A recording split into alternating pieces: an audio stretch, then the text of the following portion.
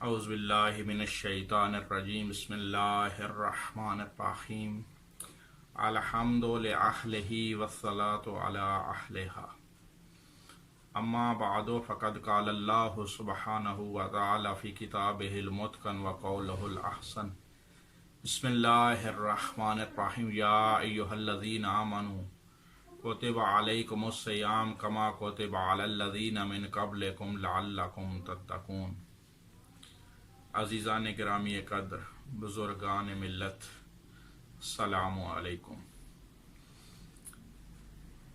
ماہ مبارک کے حوالے سے پیغام،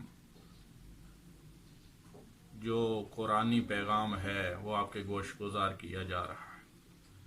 آیہ روزہ کے ضمن میں ہمارا پیغام یہاں تک پہنچا تھا کہ پروردگار عالم روزہ کے ذریعے انسان کو متقی دیکھنا چاہتا ہے، پرہیزگار دیکھنا چاہتا ہے، صاحب تقوی دیکھنا چاہتا ہے۔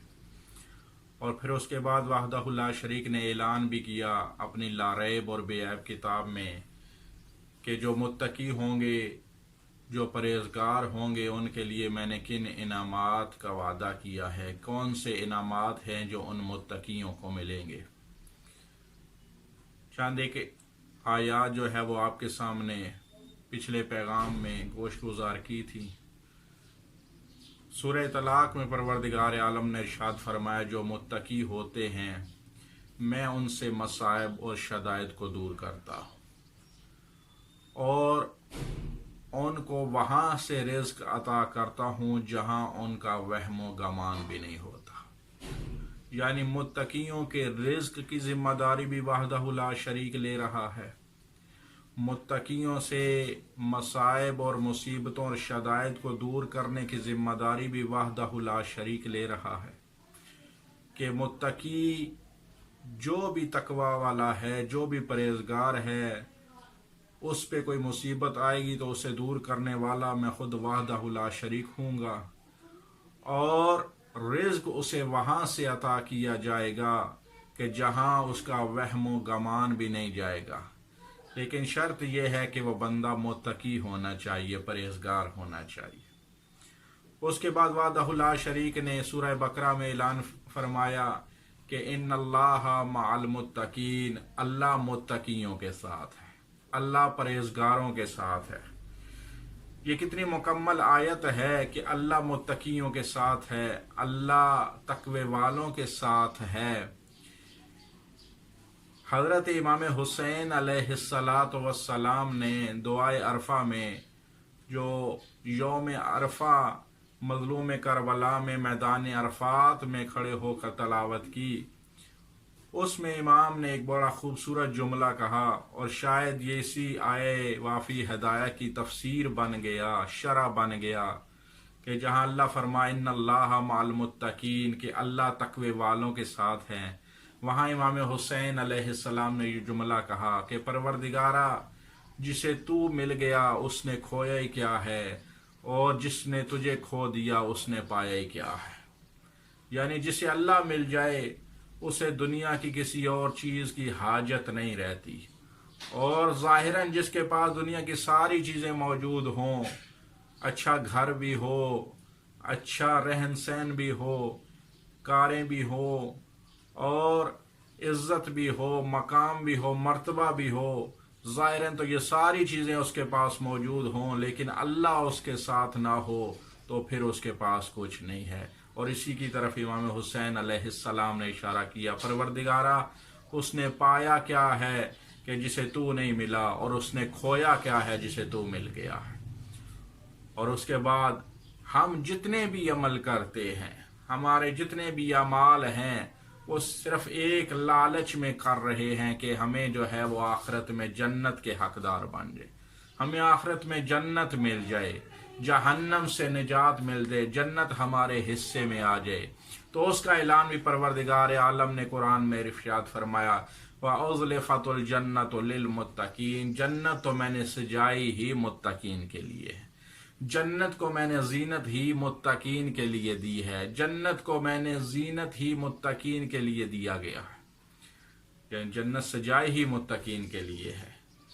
جنت کو سجایا ہی گیا ہے، عروس دیا گیا ہے متقین کے لیے۔ تو متقیوں کو کتنے انعامات ملے ہیں پروردگار عالم کے حوالے سے، اعلان کے مطابق، وعدے کے مطابق۔ ہمیں صرف یہ کرنا ہے کہ ہم نے تقوی اپنے اندر پیدا کرنا ہے، ہم نے پرہیزگاری کی طرف جو ہے وہ اپنے قدموں کو بڑھانا ہے۔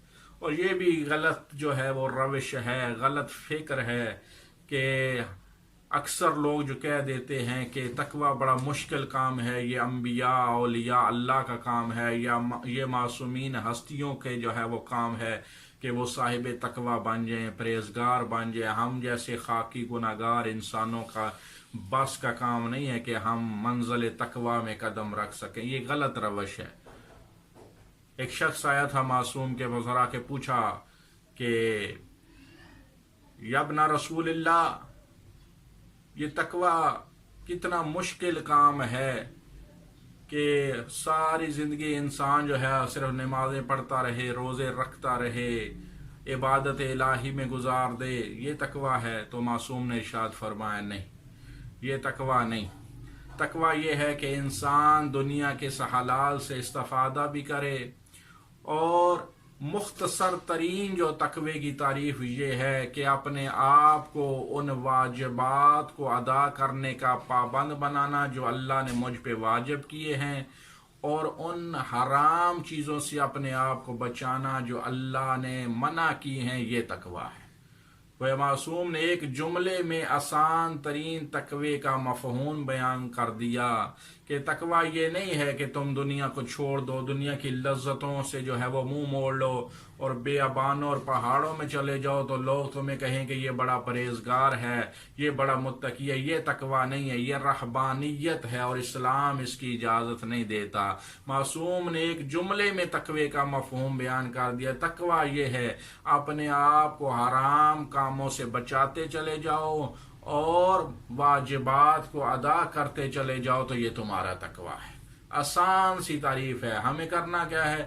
ان چیزوں کو ادا کرنا ہے جو اللہ نے ہم پہ واجب کی ہیں، اور ان چیزوں سے اپنے آپ کو بچنا ہے کہ جو اللہ نے ہم پہ حرام کی ہیں۔ تو یہ تقوی ہے، آسان سا مفہوم ہے۔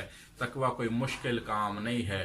کوشش کرے انسان، بارہا اکثر انسان جو ہے، اہل اسلام جو ہے وہ کوشش کرتے ہیں کہ اب کتنے ہی ایسے افراد ہیں کہ جو اپنے آپ کو اس منزل تقوی میں جو ہے وہ دیکھ رہے ہوتے ہیں کہ جو حرام سے بچتے ہیں اور واجبات کو ادا کرتے ہیں۔ دعا ہے رب کائنات سے پروردگارا ہمیں بھی جو ہے وہ اس منزل تقوی میں شامل ہونے کی توفیق عطا فرمائے، ہمیں محرمات سے بچنے کی توفیق عطا فرمائے، ہمیں واجبات ادا کرنے کی توفیق عطا فرمائے۔ السلام علیکم ورحمۃ اللہ وبرکاتہ۔